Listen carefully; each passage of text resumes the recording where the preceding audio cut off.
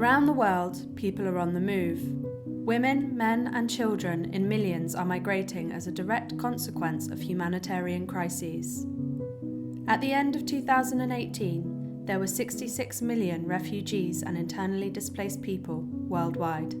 At IOM, we are tasked to meet the operational challenges of humanitarian action in areas of crisis, including man-made and natural disasters and protracted displacement, while at the same time upholding human dignity and the rights of displaced persons and affected populations.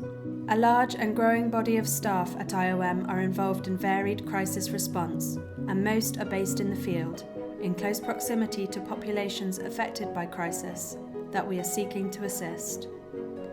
Accountability to Affected Populations, or AAP, is an active commitment by IOM as a humanitarian actor to use our power responsibly when delivering aid. This can be achieved by taking account of, giving account to, and being held to account by the people that we are seeking to assist.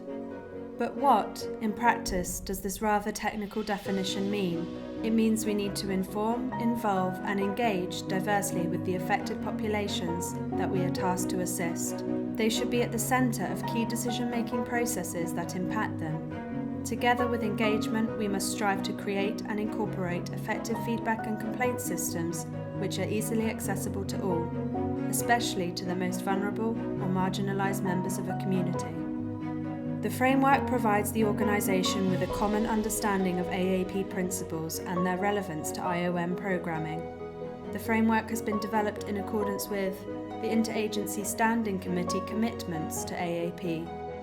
IOM recognises that there is often a power differential that tilts towards aid and service providers in the course of interactions between staff and affected populations. The AAP framework can be used to address this power differential by empowering all members of the affected population, irrespective of their sex, age, ethnicity, disability, or of other social markers of exclusion.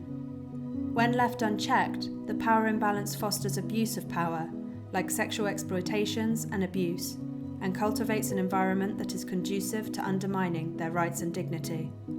This power differential exists in every interaction that an IOM staff member has with a crisis-affected person, especially the most marginalised and vulnerable, and throughout the entire project cycle.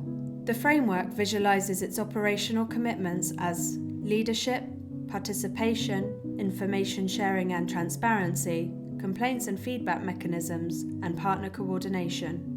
IOM should engage affected populations in decision-making processes that affect them throughout the project cycle and participate meaningfully with IOM staff on an equal footing. IOM has a responsibility to share information about who we are and what we can do to achieve transparency. We should explain our mission, the programme, and the beneficiary selection process. It is also essential to share information about what crisis-affected people are entitled to, including their right to report abuse and give feedback about IOM programmes.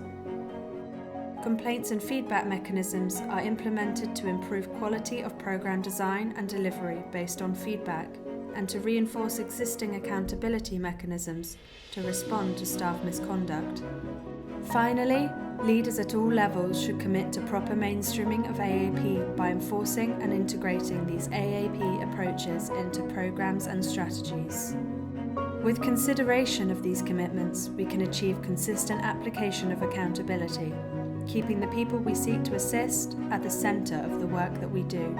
IOM is the leading intergovernmental organization in the field of migration and works closely with government, intergovernmental and non-governmental partners.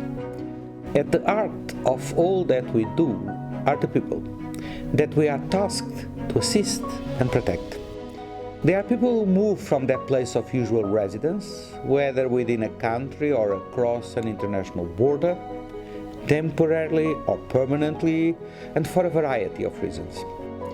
The principles of transparency, meaningful participation of diverse communities, and the establishment of safe and effective complaints and feedback mechanisms accessible to the most vulnerable are crucial to IOM's internal governance.